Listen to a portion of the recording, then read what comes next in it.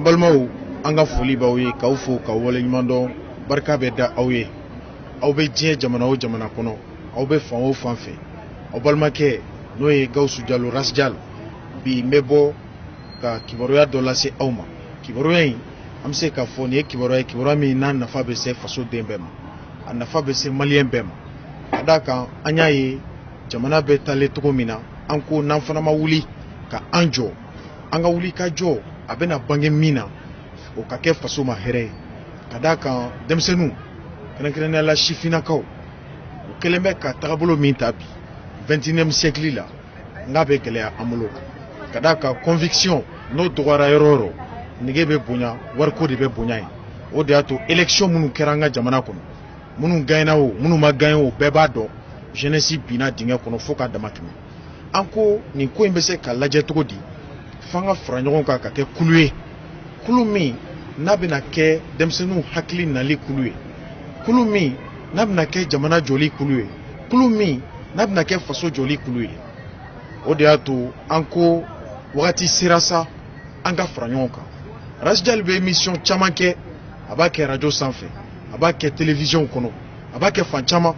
nga mo chama sirama kafo Rasdial akadanya nga ton sigi togola ki ideme ton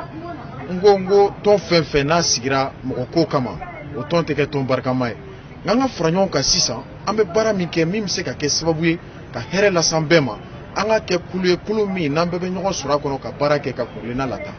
o kulu anyo de togoda sentinelle du peuple la sentinelle du peuple kroyedi bomanankan sentinelle o fenye femi na le koloshilikela jamana marabago be femi ta ka barake na namanya ka foko femi bo jamana deunde bolo sentinelle ka barade ka se ko koloshi ni fama be sokonna la wala sa adale akana bla kuna ka fo dobena bla ka fo ka gardi do bla ka yoro gardi mbe bla ka dala feno ka do fona ma ko fena bla lafia kono wala sa ni sanji nana ji kana bana wala sa ni kle nana kle kana fana bana kadaka mo mbe fama gardi afana ni lakana kakan donc abe bla soni min kono o de be wole ko sentinelle e koloshirikela di koloshirikela abena koloshirike siraj mafe abena koloshirike ni hake jumawe abe faso deunga here ko koloshi here min be jamana marabago bulu faso deun tese ku ka nafulo dima qui est ministre de la justice qui était kirinima tige maliko anko sentinelle du peuple mi na sigito do abena barake faso deunga hakilna faso deun be mirimina faso deun be mife akabara bena kodi d'abord atena ke tonye tomi na bena ta fra fanga tigela mo ka fanga sinama ton kele atena ke ton fnai tomi na bena ke fanga sinama tonye ka fanga marabago kele sentinelle bena ke demseni tondi abena ke tonye malikono mika kunglena te foye kaseka jamana deunga hake ka nyini ka duma ça sera un mouvement de veille le sentinelle du peuple akala nyini do fna beke muye abeke de wala sa dambe mi tiena horonya mi tiena ladamu mu tiena nga jamana kono ladamu be se ka lasigi to di du kono en faw be se ka lafia to mina en bo be se ka lafia to mina demsenu be se ka bol glo kono demsenu be se ka resesi to mina kana nuye donc ni ala sona ma to inka bara be na ken adofre muye jamana kono Mali sujet FNFB ni sujet de l'actualité sentinelle dabena do abela aman fela fo kan hakilna fo ina fo jamana ere sariya yo fo to mina jamana dembe kan ki dado faso kuma la faso kuma ni ekoko iye kuma moye mo mi na abe kuma be kuma faso duni u ga hakilna che faso dunu ka miriya che ni ma yeki kero kuma la sebraye ijija sani faso kuma ba na yeki dado fana la mo ki kungulena do kungulena mi ni ba di akake faso kanu kama kungulena mi ba di akake jamana kanu kama donc o de ato en farla nyonka ni wuli ka job bebe sina ni ala sonama ni kalo yin ambe kalo mina sibiri nata o kunyogo le 20 octobre kalo klemuga maison des jeunes no edemsenu to la so mbeb mako en plein maison des jeunes de kono sentinelle du peuple abena sigi abe sigi ni hakilna odi ka fofuna ko mo koroba e kite do akono dailene do be mo ni na nambi kumbe ambulo fula dailene ka fofuna ye politique mo ye demseni nga ibe parti politique dola ibe ademana ibe IRD la ibe parena la dailene do ibe au be akana na ona nambe sigi ka kuma jamanas tabalibaka ambe kuma mais ka fode ibena do ton kono ni hakilna mie ton hakilna kata efe o kata baraki ka parti kunglenae anko ngode teke chechife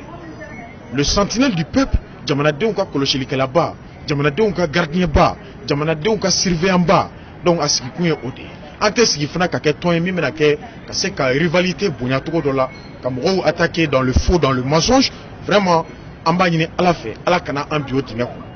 wa ni mɔgɔ mɔgɔ fana k'a fɔ ko e binna fama dɔ kan jamana marabaga dɔ kan minisiri dɔ kan nkalon kan an bɛ bɔ n'o fana ye i ye binni min ko kan i ka nkalon fana bɛ yira i la ka da kan an sigikun tɛ dɔrɔn k'u lagosi an sigikun ye de k'u ka hakɛ ko d'u ma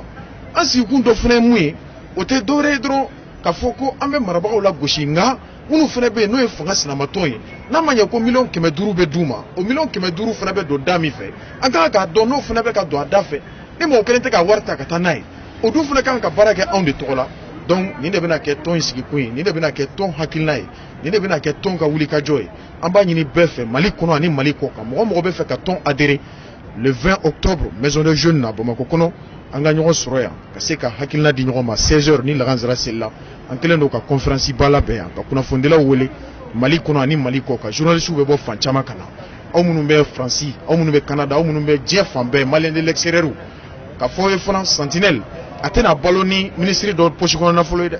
a tɛna balo ni député dɔ ka nafolo ye dɛ a bɛna balo ni maliyɛnw ka dɛmɛ de ye maliyɛnw bɛ se ka dɛmɛ min don tɔn in ma u yɛrɛ ka tɔn don tɔn min sigikun ye faso ko ye mɔgɔ minnu ko k'u b'u sacrifier faso ye mɔgɔ minnu ko k'u b'u sacrifier jamana ye ne hakili la k'a fɔ nin ye ko ye ko min n'a kan ka dɛmɛ a kan ka encourager nous sommes tous des jeunes mɔgɔ b'an tu la yɛrɛ i bɛ taa sɔrɔ a dɔw yɛrɛ a si san 17 b'a la san 20 b'a la a si cayalenba ye san 45 ye mɔgɔw caman bɛ yen vraiment an bɛ nin kɛ kibaruya ye k'a lase bɛɛ ma a b'aw hakili to a la le 20 octobre nɛgɛ kaɲa 16 an bɛ ɲɔgɔn sɔrɔ maison des jeunes na ka na sentinelle lancement kɛ n'a lancera o bɛ kɛ baara daminɛlen ye dossier fɛn fɛn bin kɛra fantan fɛn fɛn kan bin bɛ ka kɛ fama fɛn fɛn kan an bɛ wuli n'a hakɛ ye ka se k'u ka droit k'o d'u ma cogoya min na kibaruya bɛ taa fan bɛɛ sentinelle tɛ sigi Bamakɔ dɔrɔn dɛ a bɛ sigi Bamakɔ commune bɛɛ kɔnɔ n'an tilal'o la an bɛ sɔrɔ ka région attaquer n'an tilal'o la n'an kan ka taa sigi hali jamana kɔ kan an bɛ taa sigi jamana kɔ kan hakilina de don tɔn tɛ k'a fɔ n'i nana kɔnɔ i bɛ miliyɔn sɔrɔ foyi tɛ sentinelle kɔnɔ hakilina kɔ an ka na an ka sigi ka évaluation kɛ ka miiri kɛ ka tasi kɛ jamana bɛ dingɛ min kɔnɔ jeunesse ka faillite depuis 1960 Modibo ka denmisɛnninw Musa Traoré ka denmisɛnninw ka na bila bi la démocratie denmisɛnninw olu bangena mun na est ce que olu bangena ministre la ministre minnu bɛ hami ni jamanadenw ka jiko ye wa donc an ko an bɛ n'o bɛɛ de évaluer nin tɔn kura in kɔnɔ mɔgɔ mɔgɔ n'i ye kibaruya sɔrɔ le 20 octobre kalo tile 20 o bɛ bɛn sibiri nata kunɲɔgɔn ma an ka ɲɔgɔn sɔrɔ maison des jeunes kan terrain de basket kan yan an bɛ ɲɔgɔn sɔrɔ conférence b'an bolo donc an bɛna hakilina di o bɛna kɛ sentinelle ka lancement ye lancement n'a kɛra baara bɛ sɔrɔ ka daminɛ ni kibaruya de b'an bolo ka lase bɛɛ ma nka ni mɔgɔ min fana bɛ fɛ ka sentinelle dɛmɛ cogo la ni na maison des jeunes na wagati bɛɛ ka daminɛ nɛgɛ kaɲa 15 ka taa bila nɛgɛ kaɲa 18 an bɛ yan an ka mɔgɔw bɛ yan donc u b'aw reçoit hakilina min bɛ yen n'an n'u kan ka tila ɲɔgɔn fɛ an b'o kɛ an kɔni sigikun ye faso ko de ye ala ka mali kanu don an na ala ka mali an kɛ den ye den min n'an bɛ kɛ mali kunnabɔ den ye ala k'an kɛ mɔgɔ ye mɔgɔ minnu tɛ faso denw janfa ala kan'an kɛ mɔgɔ ye min bɛ jama rassembler ɲɔgɔn kan jama ka danaya sɔrɔlen ka t'o di parti politique ɲɛmɔgɔ dɔw ma ala k'an kisi o ma ala ka faso a miiriya ala ka Modibo Keyita ka baara ala k'a to an ka tasi a la ala k'a to jamana ɲɛmɔgɔ ɲuman o bɛ dilan cogo min na ala k'a to an ka kɛ mɔgɔ ye mɔgɔ minnu bɛna éducation na sigi so ala k'an kɛ mɔgɔ ye mɔgɔ minnu bɛna droit kiri o bɛ se ka sigi so cogo min na an ka université kɔnɔ ko caman ka dabila jamana ka bila yɛrɛ i kelen kan nin de bɛna k'an ka baara ye tous ceux qui sont engagés à intégrer ou à adhérer le sentinelle dayɛlɛnnen don bɛɛ n'aw nana maison des jeunes na Rasjal bɛ yan ne tɛ foyi ye sentinelle kuma lasela ko ye kuma de don da an k'a fɔ faso jama ye le 20 an ka ɲɔgɔn sɔrɔ yan nka mɔgɔw bɛ sentinelle kɔnɔ mun ye kiiri dɔnbagaw ye jurisiw b'a kɔnɔ mɔgɔw bɛ sentinelle kɔnɔ denmisɛnninw don u engagélen don quartier kɔnɔ u bɛɛ wulila ka s'an ma ani dɛmɛbagaw minnu bɛ an lamɛn radio sanfɛ minnu bɛ n ka émission suivre fan bɛɛ le 20 an ka ɲɔgɔn sɔrɔ maison des jeunes na maison des jeunes bɛ dɔn cogo di Bamakɔ kɔnɔ n'i nana France ambassade kɛrɛfɛ walima Pɔnkɔrɔ n'u b'a fɔ ma ko Pont des Martyrs n'i sera Pont des Martyrs kɛrɛfɛ dɔrɔn n'i ko maison des jeunes bɛɛ b'a yɔrɔ an filɛ o de kɛnɛba kan yan aw yɛrɛ ɲɛ b'a la hangar min kɛrɛfɛ sentinelle militant de filɛ nin réunion na hangar jukɔrɔ yan jama ka ca vraiment nin bɛna kɛ lancement ye le 20 association fɛn fɛn n'an ma se ka s'i ma ni quartier n'i bɛ se ka wuli ka na i bɛɛ welelen don la porte est grandement ouverte à tout le monde ala k'a kɛ hɛrɛ ye an ma ala k'a kɛ fɛn ye min bɛ bonɛ k'o bɔ jamana kan ala ka mali basigi ne tun b'an bolo k'a lase aw ma aw balimakɛ don a n'aw denkɛ Gawusu Jalo Rasjal ala ka le 20 yira n na maison des jeunes kɔnɔ merci.